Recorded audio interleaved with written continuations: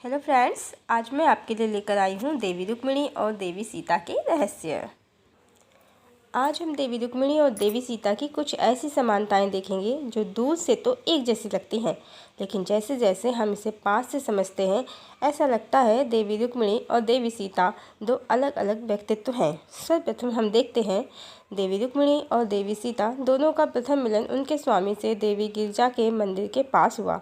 जब हम इसे पास से देखते हैं तो हम पाते हैं कि देवी रुक्मिणी ने स्वयं ही श्री कृष्ण को पत्र लिखकर वहां बुलाया था, जबकि देवी सीता का श्री राम से प्रथम मिलन विधाता के लिखे संयोग से हुआ।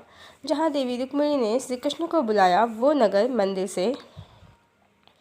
मंदिर नगर से बाहर था और देवी रुक्मिणी के भाई रुक्मी के द्वारा सैनिकों से घिरा था, जबकि देवी सीता जिस माता के मंदिर के पास प्रभु से मिली वो मंदिर राजा जनक के राजमहल परिसर की पुष्प वाटिका में था।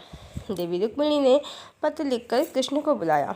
वह अत्यंत साहसी महिला थी, जबकि देवी सीता अत्यंत ही संकोची महिला थी, जिन्होंने माता से प्रभु को वर रूप में मन ही मन मांगा। प्रत्यक्ष उनके मन की बात कोई नहीं जान पाया। उन्होंने देवी से प्रार्थना की, मोर मनोरथ जानहु नीके, बसव सदा उरपुर सबहि के, कीनहु प्रकट न कारण तेहि, अस कहि चरण गए वैदेही। देवी सीता के पिता एक राजर्षि थे, जबकि देवी रुक्मिणी के पिता और भाई श्री कृष्ण के घोर शत्रु थे। एक हरण देवी सीता का हुआ था, जिसके कारण देवी सीता को लंकापति रावण के द्वारा घोर मानसिक और शारीरिक कष्ट झेलना पड़ा। यहाँ तक कि बाद में प्रजा ने उनके चरित्र पर संदेह किया, जिस कारण उन्हें राजमहल और राम के जीवन से निकलना पड़ा, राम से विरह सहना पड़ा। एक हरण देवी रुक्मिणी का भी हुआ, जिसकी योजना उन्होंने खुद बनाई, जबकि देवी सीता का हरण राक्षस राज के द्वारा छल से किया गया।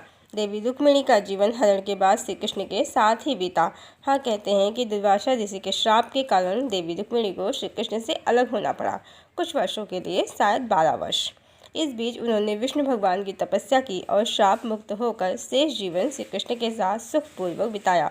देवी रुक्मिणी के चरित्र पर कभी किसी ने संदेह नहीं किया, न ही राम की तरह श्री कृष्ण ने उनसे चरित्र का प्रमाण ही मांगा। श्री राम ने भी युद्ध किया देवी सीता के लिए, जिसमें काफ़ी जनबल की हानि हुई और धर्म की विजय हुई।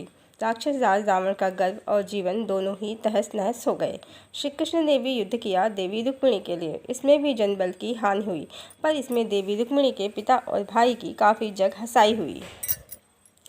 सबसे बड़ी समानता में असमानता तो ये देखने को मिलती है कि श्री कृष्ण ने देवी रुक्मिणी को अपनी पटरानी बनाया, पर अपने जीवन, शरीर और आत्मा पर एकाधिकार उस भांति नहीं दिया जैसे श्री राम ने देवी सीता को दिया।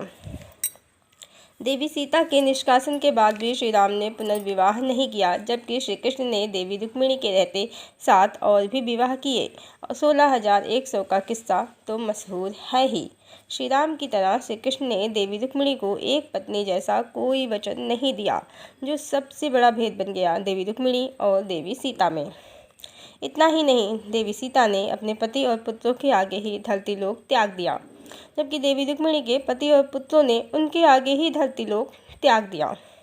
श्री राम की कहानी देवी सीता के इर्द गिर्द घूमती है, जबकि श्री कृष्ण रुक्मिणी हरण के अतिरिक्त कोई विशेष प्रसंग हम नहीं जानते। श्री कृष्ण की कहानी पांडव और पांचाली के इर्द गिर्द घूमती है। सबसे बड़ा भेद तो तब हो गया जब प्रश्न उठा, श्री कृष्ण की लक्ष्मी कौन है। श्री कृष्ण की कई पत्नियां हैं, जो देवी रुक्मिणी को इसमें भी मात देने लगीं, सब लक्ष्मी कहलाईं। ट्विस्ट तो तब हो गया जब कहानी में देवी राधा आ गईं और संतों ने उन्हें देवी लक्ष्मी श्री कृष्ण की पूर्ण शक्ति बता दिया। ऐसा नहीं है कि देवी रुक्मिणी के भक्त नहीं हैं, वे तो उनको ही आदि लक्ष्मी श्री कृष्ण की शक्ति मानते हैं, संतों को कल्पनाशील मानते हैं, पुराणों और महाभारत के साक्ष्य देते हैं। पर पुराणों में भी जगह जगह देवी राधा और श्री कृष्ण की दूसरी पत्नियां आ गईं और देवी रुक्मिणी को श्री कृष्ण की लक्ष्मी सिद्ध करना बड़ा ही कठिन हो गया। वैसे रसखान, सूर, तुलसी सब ने देवी राधा को श्री कृष्ण की शक्ति बताया।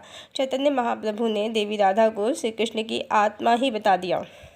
फिर भी यदि सारे संतों को गलत समझें तो भी पुराण और महाभारत कितने प्रमाणित हैं कह नहीं सकते।